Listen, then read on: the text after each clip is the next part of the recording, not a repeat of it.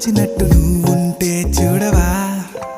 మంచువాన నన్ను ముంచనంట వాన విల్లు మీద ఇల్లు కట్టినెవ్వరంట